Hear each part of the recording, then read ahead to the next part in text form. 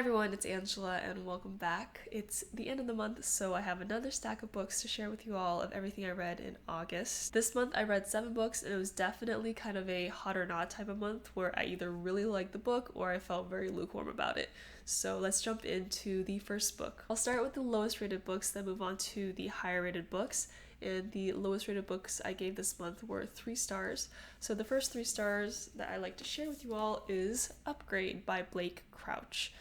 This is my first Blake Crouch book. I've been really wanting to read Recursion as well, but since this was through Book of the Month, I figured, why not try it out?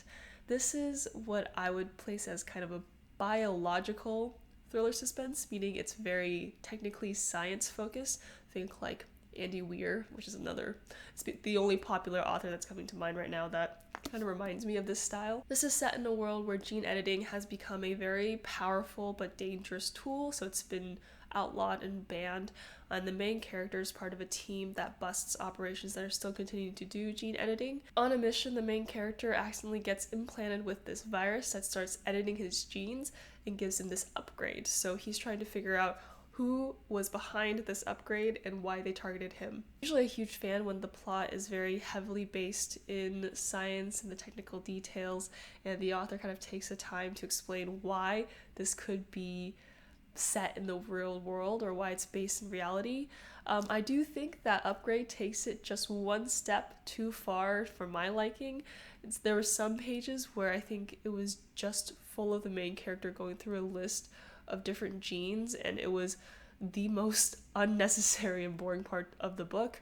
And I also think that the plot itself really sets itself up for this epic kind of plot for the main character, because gene editing has had such a big impact on the world as a whole that you think that this plot's going to build up to this really high tension point where it's him versus the world kind of situation, and there's high stakes, but the stakes are kind of really not that high. Okay, let me rephrase that. It's not that the stakes aren't high, it's that his direct villain or opponent that represents this kind of high stakes situation doesn't seem to be that scary or intense of a villain. They are very much kind of on a level playing field, and it almost feels like casual, kind of. It doesn't feel very tense throughout this book.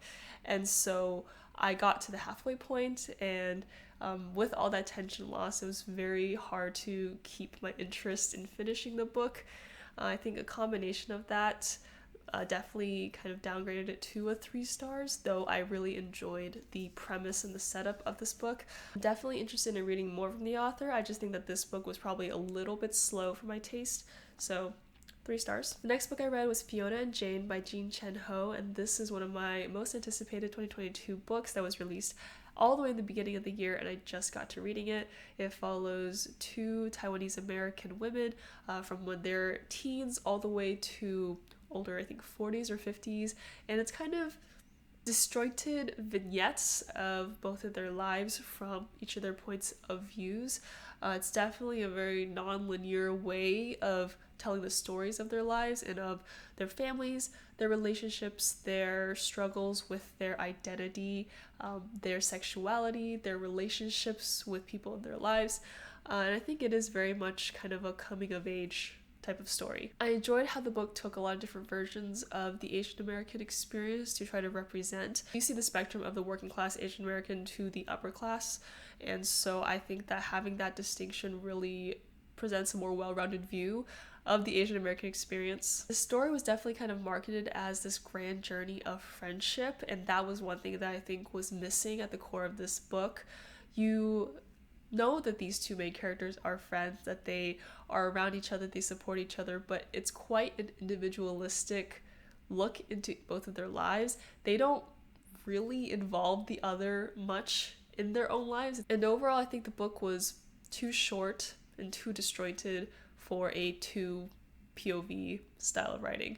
I would have much preferred if we just follow one of the women who represented bits of their friends' lives within, her own POV, so you get that full rounded experience without having to trim so much of the details and the things that really make you feel connected to the characters. Overall, I think it would make the transition through different periods of their lives in this kind of non-linear fashion make more sense. So Fiona Jane, also 3 stars. So now moving on to the 5 stars. This month I also read a lot of different types and genres of books, mainly significantly historical fiction.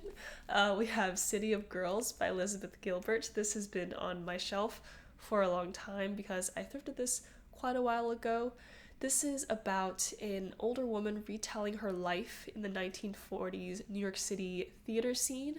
She was a young 19-year-old at the time, kind of traversing through that scene by herself, and how that led her to become the woman that she is in present day. I was not expecting to love this book as much as I did. This book is very much character driven, not so much setting driven. So one thing I don't really love about historical fiction is that I feel like we're so stuck in the events of history rather than the people that are going on in the time of history. This book was really nice in that it focused on all the different characters and people from different walks of life that Vivian, our main character, meets while she's at the theater. She's from this very sheltered upper class family where she hasn't had a lot of interactions with the real world, and so this was kind of like pushing her in a pool to figure out how to swim kind of situation. The main character's voice has so much heart and personality. I think it's really hard not to feel connected to both her and the people that she meets.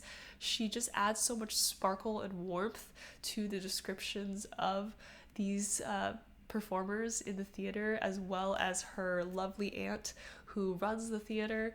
And so I just loved everybody in this book, and I loved how sometimes unreliable the character was, just because this is so much from her voice. And I absolutely had such a great time reading it. I listened to this on audiobook. I'm really glad I picked this up, and I would definitely want to read more historical fiction like this if y'all have any recommendations.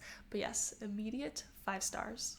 The next 5-star book I read was Emerald Plays by Ilona Andrews, and this is part of the Hidden Legacy series, and it's also the second novel in the Catalina Baylor series. This continues from the first book, where Catalina has assumed this higher position of power among magic users in Texas, and so that means she has a lot more high stakes, high intensity cases, and her romance with Alessandro, the mysterious Italian he's not a prince, but he's like, socialite Alessandro, this man over here, continues, and they basically get into more shenanigans. I don't know, I love the word shenanigans. I'm so sorry, I overuse that word, but I also can't say too much without spoiling the series. Just know she has more cases, he's there to help her, their romance is still sizzling. So if you weren't here for my review of the first book, I didn't really like the first book in the Catalina Baylor series. I think it's called Sapphire something. I think that book was a little slow for me in terms of introducing Catalina's story, just because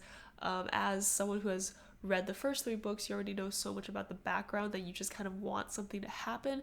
But the authors definitely took their time to set up Catalina's story, her own story, and to figure out where she's gonna go and how she's gonna lead her house. I absolutely loved this book because I think you get a lot of answers to questions that you might have had in the first book, as well as this juicy romantic tension finally building up properly. In the first book, I think that the romance was definitely kind of a love at first sight or a lust at first sight kind of deal. I didn't understand why Catalina and Alessandro had such a bond, but this book had that angst, had that tension. It had what it needed to make you really care about whether or not these two were going to get together. So I think along with the much more intense cases that Catalina is getting, the action is always very, very good, very high intensity. There's some battle happening every other page. I love that. So that aspect, plus the romance, plus getting answers to questions that you've had for the first book, made this book immediate 5 stars. The next book I read was Crying in H Mart by Michelle Zauner, and this is a memoir following the author's life as a Korean American growing up in the US, and it mainly centers around her mother's terminal cancer diagnosis. This is one of those books where I think a lot of the author's experiences will resonate with a lot of different people from different walks of life, even if you aren't Asian American, just because of how rich and poignant her writing style is. I think everybody has that yearning to feel connected to something bigger than they are, like a community, a culture, a country. And hers was about how she really wanted this connection with her Korean roots, despite being also pulled in the other direction by wanting to fit in with the Americans around her. And so it's this push and pull that people from a lot of different communities feel. And I think her voice and her stories really built that bridge between kind of her world and the reader's world. And I just absolutely fell in love with this book.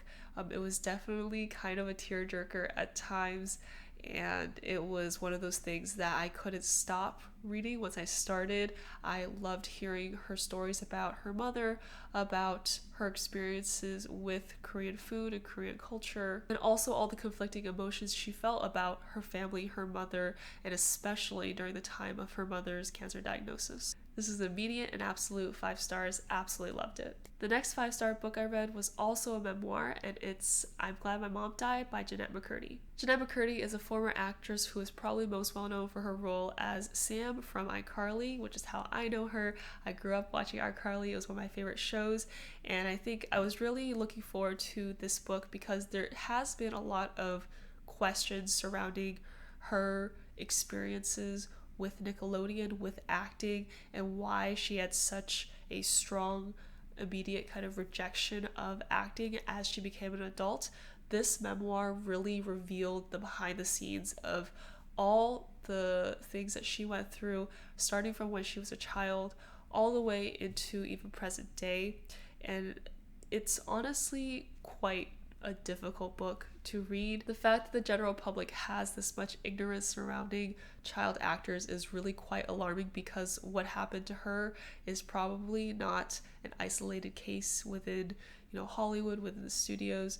And it's really, really sad to think that a lot of young people who just had this dream of doing this really fun profession have to go through so many adults who are trying to take advantage of them in different ways. One thing I really liked about the memoir was the author describing this very complex relationship that she had and still has with her mother and her mother's memory. Because I think you can logically comprehend that somebody has done a lot of terrible things to you and maybe even hate them for it, but there's still going to be this part of you that loves the memory of them, loves what they could have been, loves the moments where they were genuine and kind and just totally loving and caring towards you, especially when that comes from a family member. Like I mentioned, this book is a pretty difficult book to get through. There's trigger warnings for eating disorders, death of family members, mental health, and also alcoholism. So please check the trigger warnings for this book. I gave this book 5 stars. Really, really glad to have read about her experience from her own voice. And the last book of the month was Deserter by Junji Ito.